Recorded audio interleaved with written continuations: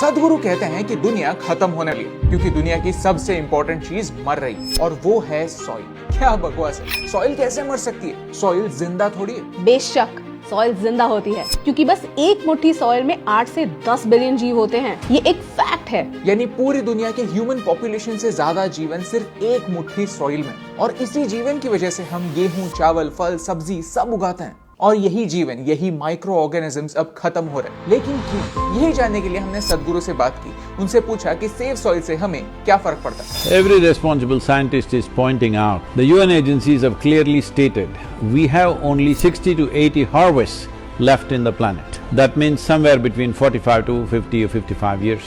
After that, we don't have the ability to grow food on the land because there is no nutrient in the soil. 27,000 species of microbes are going extinct per year. If it goes at this rate, in about 30 to 40 years, we will reach a point where we cannot grow food, and if we try to regenerate the soil at that time, it will take 150 to 200 years. That means death.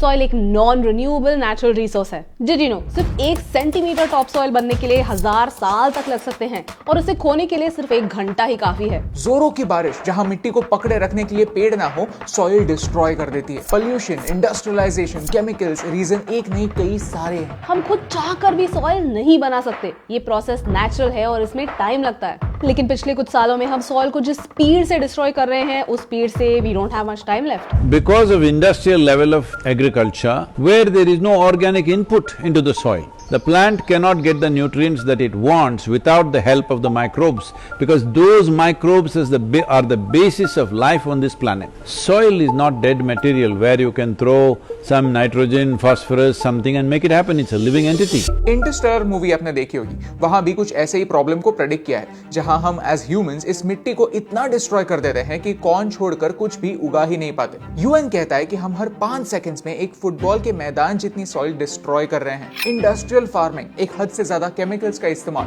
Pollution, one by one हम उसी चीज को मार रहे हैं जो हमें जीने का मौका देती है। पहले के जमाने में हम क्रॉप रोटेशन करते थे, जिससे सॉइल को रिकवर होने का मौका मिलता था, क्योंकि किसान स्मार्टली अपने क्रॉप सिलेक्ट करते थे।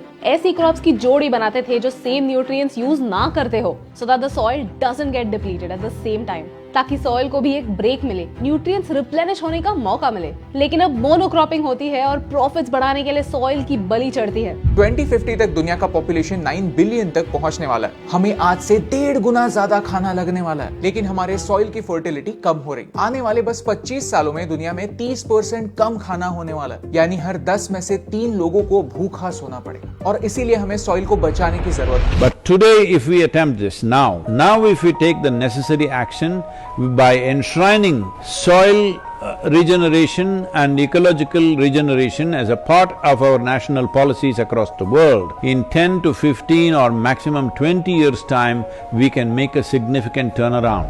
सॉइल दुनिया का सबसे बड़ा रिसाइकलिंग प्लांट है जो दुनिया के ऑर्गेनिक वेस्ट को ब्लैक गोल्ड में बदलता है, उससे खाद बनाता है। सॉइल दुनिया का सबसे बड़ा कार्बन रिजर्व है, यानी ग्लोबल वार्मिंग रोकने के लिए सॉइल बहुत इंपॉर्टेंट है। हेल्दी सॉइल पानी पकड़े रहता है, फ्लडिंग होने से बचाता है। सॉइल ग्रीडी नहीं है, उसे जितना पानी लगता है वो उतना ही पानी एब्जॉर्ब करता है और बाकी का पानी ग्राउंड वाटर बन जाता है, जो आने वाली जनरेशंस के लिए एक वाटर बैंक बन जाता है। सॉइल एक कंप्लीट इकोसिस्टम है।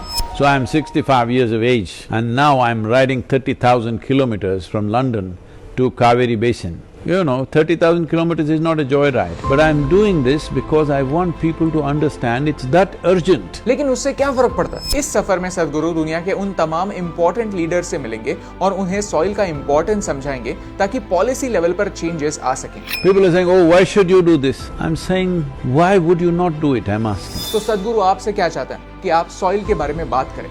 #SaveSoil के साथ सॉइल के बारे में एक फैक्ट शेयर करें। From March 21st for 100 days, everybody should talk about soil for 100 days.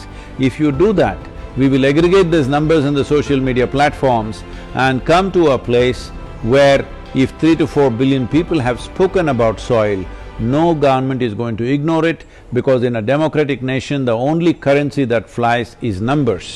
सदगुरु मानते हैं कि एनवायरमेंटल इश्यूज इलेक्शन इश्यूज बनने चाहिए। वही सरकारें चुनकर आनी चाहिए जो हमारा भविष्य सुरक्षित रखने का वादा करें और उसे निभाएं। अगर आपको इस वीडियो से वैल्यू मिली तो इस मूवमेंट को आगे बढ़ाने में हमारी और सदगुरु की मदद कीजिए। जब तक हम दुनिया की सरकार से डिमांड नहीं करेंगे, उनसे सवाल नहीं पूछेंगे, तब तक इन्वायरमेंट को कोई भी सीरियसली नहीं लेगा। और यही इंपॉर्टेंट बात आप तक पहुंचाने से मुझे फर्क पड़ता है।